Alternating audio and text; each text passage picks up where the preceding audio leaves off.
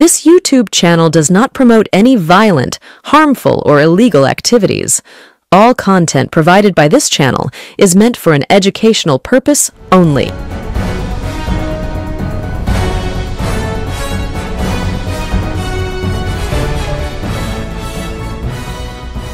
হলদিয়া শিল্পাঞ্চল। এই হলদিয়া শিল্পাঞ্চলের বেতাজ বাদশা ছিলেন শুভেন্দু অধিকারী।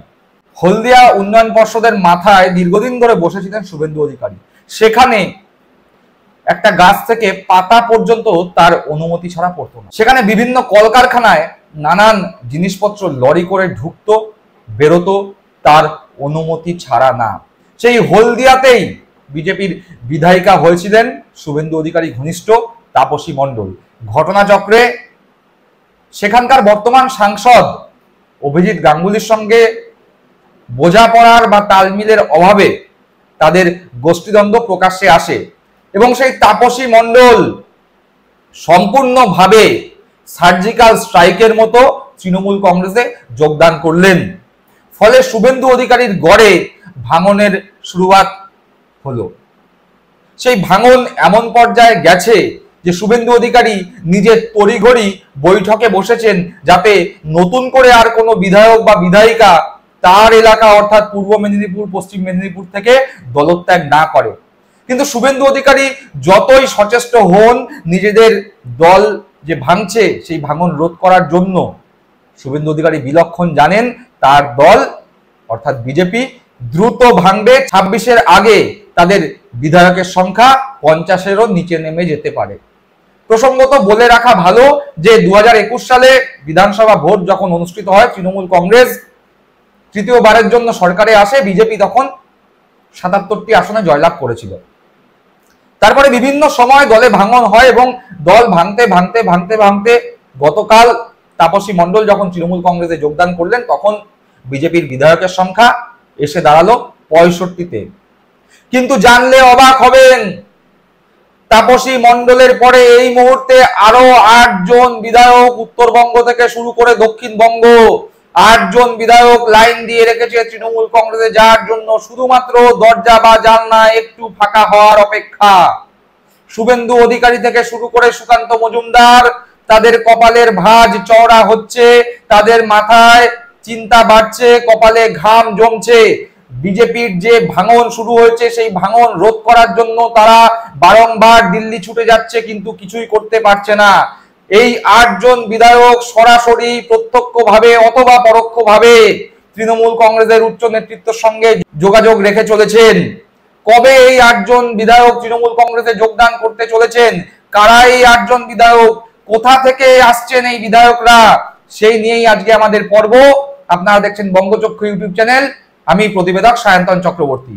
যারা প্রথমবারের জন্য এই চ্যানেলে এসেছেন তাদের কাছে অনুরোধ, চ্যানেলটি সাবস্ক্রাইব করে পাশে থাকা বেল বাটনটি প্রেস করে দেবেন যাতে যখনই নতুন কোনো ভিডিও এই চ্যানেলে আসবে সরাসরি সেই নোটিফিকেশন পৌঁছে যাবে আপনাদের কাছে। চলুন তাহলে আজকের অত্যন্ত গুরুত্বপূর্ণ এই পর্বে সরাসরি প্রবেশ করা যাক। হলদিয়ার বিধায়িকা তাপসী মণ্ডল তো তৃণমূল কংগ্রেসে জয়েন করলেন, সে কথা আমরা সবাই দেখলাম। অরূপ বিশ্বাসের হাত থেকে তাপসী মণ্ডল তৃণমূল কংগ্রেসের পতাকা গ্রহণ করলেন এবং বিজেপি ত্যাগ করে তিনি তৃণমূল কংগ্রেসে যোগদান করলেন। ফলে বিজেপির বিধায়কের সংখ্যা আরো একটি কমে 66 থেকে নেমে দাঁড়ালো 65-তে। কিন্তু এর পাশাপাশি তাপসী মণ্ডল যেই পথে হেঁটেছেন অর্থাৎ বিজেপি ছেড়ে তৃণমূল কংগ্রেসে যোগদানের যেই পথে তিনি হেঁটেছেন সেই পথে রয়েছে আরো 8 জন বিধায়ক। একটি সংবাদ মাধ্যমের নিউজ পোর্টালে উঠে আসছে সেই তথ্য। কি বলা হচ্ছে সেই তথ্যে, নজরবন্দি যে পোর্টাল নজরবন্দি.in পোর্টাল, সেই পোর্টালের তথ্য অনুযায়ী বা সেই পোর্টালের খবর অনুযায়ী আরো 8 জন বিজেপি বিধায়ক দল ছাড়ছেন 2026 নির্বাচনের আগে।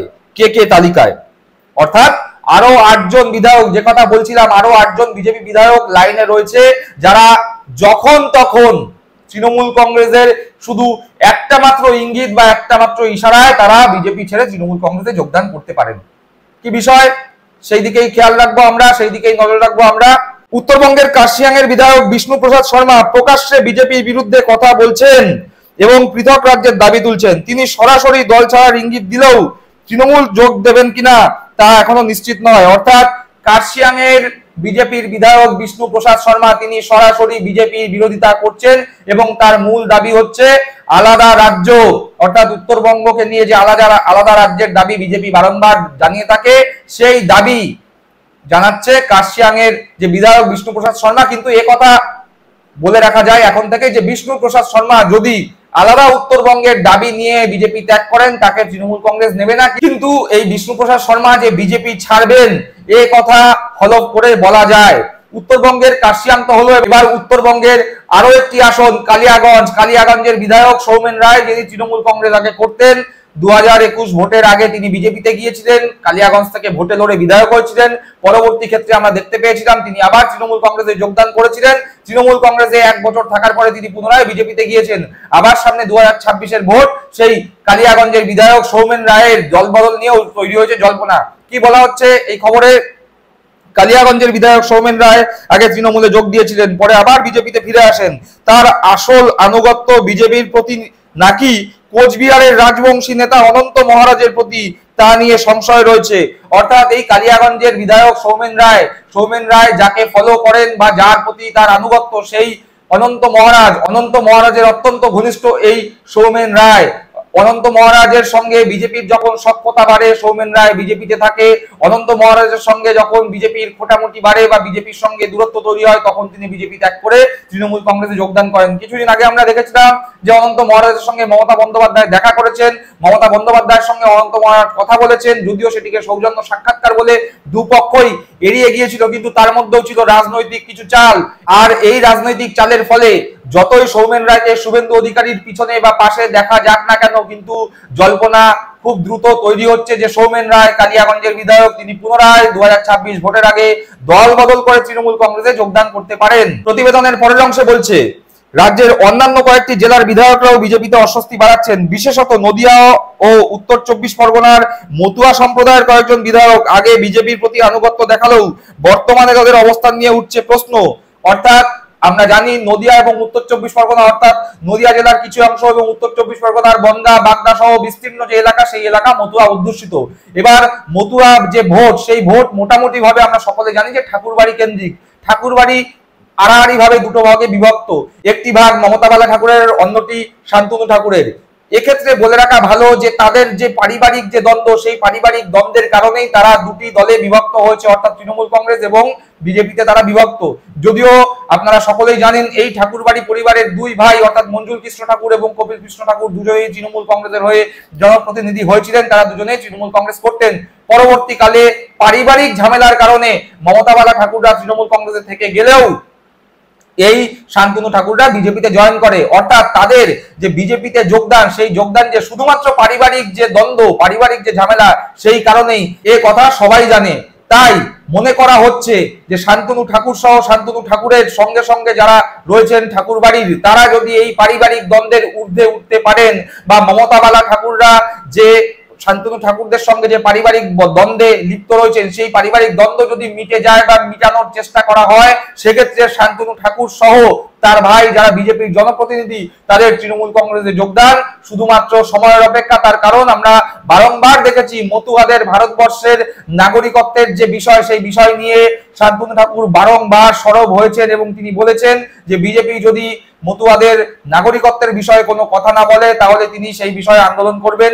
এই জিনিস বারংবার সংবাদপত্রে, সংবাদ মাধ্যমে এসছে। সুতরাং মতুয়াগড়ে যে ভাঙন হতে পারে সে বিষয়ে আজ করছে রাজনৈতিক মহল। প্রতিবেদনের পরের অংশে বলছে, 2026 সালের বিধানসভা নির্বাচনের আগে বিজেপি সংগঠন গোছানোর পরিকল্পনা করলেও এই দলবদলের প্রবণতা তাদের পরিকল্পনায় বড় বাধা হয়ে দাঁড়িয়েছে। একাধিক বিধায়ক নিজেদের অসন্তোষ প্রকাশ করছেন, কেউ সরাসরি দলের বিরুদ্ধাচরণ করছেন, আবার কেউ কেউ তৃণমূলের সঙ্গে যোগাযোগ রাখছেন। অর্থাৎ যে কথা বলছিলাম যে বিজেপির মধ্যে প্রচুর বিধায়ক রয়েছেন যারা দলের কাজে বা দলের নেতৃত্বের প্রতি অসন্তুষ্ট। তারা বারংবার ফেসবুকে বা নিজেদের সমাজ মাধ্যমে, টুইটারে নিজেদের বিক্ষোভের কথা, ক্ষোভের কথা, রাগের কথা, দুঃখের কথা লিখছেন। দেখা যাচ্ছে যে তাদের রাগ বা ক্ষোভ বা দুঃখ প্রশমনের জন্য বিজেপির উচ্চ নেতৃত্ব কোনো রকম কোনো পদক্ষেপ গ্রহণ করছে না। গোটা পশ্চিমবঙ্গ জুড়ে মন্ডল সভাপতি নিয়ে যে রকম ভাবে বিজেপি গোষ্ঠীদ্বন্দ্বে লিপ্ত হয়েছে, সেই গোষ্ঠীদ্বন্দ্বের আঁচ পড়েছে বিধায়কদের মনেও। সেই আঁচ থেকেই বিধায়করা যে উষ্মা প্রকাশ করেছেন, সেই জায়গা থেকেই ধারণা করা হচ্ছে যে শুধুমাত্র উত্তরবঙ্গ নয়, শুধুমাত্র দক্ষিণবঙ্গ নয়, গোটা পশ্চিমবঙ্গ জুড়ে বিজেপির বিভিন্ন বিধায়ক শুধুমাত্র দলত্যাগের জন্য অপেক্ষা করছেন। তৃণমূল কংগ্রেসের পক্ষ থেকে একটিবার ইশারা করলেই তারা তৃণমূল কংগ্রেসে যোগদান করবেন। এই প্রতিবেদনের পরের অংশে যাব, কিন্তু তার আগে আপনাদের জানিয়ে রাখি, ইতিমধ্যেই আপনারা সকলে জানেন বঙ্গচক্ষু ইউটিউব চ্যানেলের পাশাপাশি এই চ্যানেলের একটি শাখা বঙ্গচক্ষু শর্টস নামে একটি নতুন ইউটিউব চ্যানেল চলে এসছে। সেখানে স্বল্প দৈর্ঘ্যের রাজনৈতিক ব্যঙ্গাত্মক ধর্মী ভিডিও দেয়া হচ্ছে। অনেক মানুষ সেই ভিডিও পছন্দ করছেন। আপনারা যদি চান সেই চ্যানেলটির ভিডিওগুলো দেখতে, তাহলে ডেসক্রিপশন বক্সে সেই চ্যানেলের লিংক দিচ্ছি, সেই লিংকে ক্লিক করে সরাসরি সেই চ্যানেলটি সাবস্ক্রাইব করতে পারবেন, অথবা ইউটিউবে গিয়ে বঙ্গ BONGO স্পেস চক্ষু CHOKKHU স্পেস শর্টস SHORTS অর্থাৎ বঙ্গচক্ষু শর্টস থেকে সার্চ করলেও আপনারা ইউটিউবে সেই চ্যানেলটি পাবেন। তাই বঙ্গচক্ষু শর্টস ইউটিউব চ্যানেল যে রয়েছে সেটিকে সাবস্ক্রাইব করে তার পাশে থাকা বেল বাটনটি প্রেস করার অনুরোধ জানিয়ে এই খবরের পরবর্তী অংশে সরাসরি যাচ্ছি। এই খবরের পরবর্তী অংশে বলা হচ্ছে, বিজেপি নেতৃত্ব এখন থেকেই পরিস্থিতি সামাল দেওয়ার চেষ্টা করছে, কিন্তু তাপসী মণ্ডলের দলত্যাগ এবং 8 জন বিধায়কের অনিশ্চিত অবস্থান দলকে আরো চাপে ফেলেছে। এই পরিস্থিতিতে কিভাবে বিজেপি সামলাবে সেটাই এখন দেখার বিষয়। অর্থাৎ আমরা দেখলাম তাপসী মণ্ডল তৃণমূল কংগ্রেসে জয়েন করেছেন এবং তৃণমূল কংগ্রেসে জয়েন করার সঙ্গে সঙ্গে তিনি বিজেপি নেতৃত্বের প্রতি বিষোদ্গার করেছেন। অভিজিৎ গাঙ্গুলির সঙ্গে তার যে দ্বন্দ্ব সেই বিষয়ে তিনি কথা বলেছেন এবং তিনি বলেছেন যে হলদিয়ায় যে মানুষ রয়েছে, হলদিয়ার যে শিল্পাঞ্চল রয়েছে, হলদিয়ার যে শ্রমিক রয়েছে, তারা বিজেপির ওপর বীতশ্রদ্ধ। যেই হলদিয়ার শুভেন্দু অধিকারীর গড়, যে পূর্ব মেদিনীপুর শুভেন্দু অধিকারীর গড়, সেই গড়েই সার্জিক্যাল স্ট্রাইক করেছে তৃণমূল কংগ্রেস এবং এই সার্জিক্যাল স্ট্রাইক তৃণমূল কংগ্রেসের সারা বাংলা জুড়ে চলছে। অর্থাৎ বিজেপির দলের অভ্যন্তরে যারা শুভেন্দু অধিকারীর আশেপাশে রয়েছে তারাও যে তৃণমূল কংগ্রেসের দরজা খোলার অপেক্ষায় রয়েছে সে কথা শুভেন্দু অধিকারী বিলক্ষণ জানলেও শুভেন্দু অধিকারী নিজেও বুঝতে পারছে না, সুকান্ত মজুমদার নিজেও বুঝতে পারছে না যে তাদের সঙ্গে যারা ঘুরছে, তাদের সঙ্গে যে সমস্ত বিধায়ক বা সাংসদরা ঘুরছে, তারা কখন যে ফুরুত করে উড়ে গিয়ে তৃণমূল কংগ্রেসের খাঁচার মধ্যে ঢুকবে সে বিষয়ে তারা একেবারে সন্দিহান। তাপসী মণ্ডলকে দিয়ে যে এই ভাঙন শুরু হয়েছে, সেই ভাঙনের পরবর্তী সময় আমাদের কাছে যে খবর রয়েছে, বিভিন্ন সংবাদ মাধ্যমে যে খবর বেরোচ্ছে, অর্থাৎ আরো 8 জন বিধায়ক এই লাইনে রয়েছে। এবার দেখার তৃণমূল কংগ্রেস কতজন বিজেপি বিধায়ককে গ্রহণ করে সেই দিকে নজর রাখবো আমরা, নজর রাখুন আপনারাও। এবং বিজেপির ভাঙন কত দ্রুত হয়, নাকি শুভেন্দু এবং সুকান্ত বিভিন্ন জায়গায় পকেট মিটিং করে এই ভাঙন রোধ করতে পারে, সেই দিকেও খেয়াল রাখবো আমরা। এই বিষয়ে আপনাদের মূল্যবান মন্তব্য কমেন্ট বক্সে কমেন্ট করে জানাবেন। সকলে ভালো থাকবেন, সুস্থ থাকবেন। জয় হিন্দ, বন্দে মাতরম।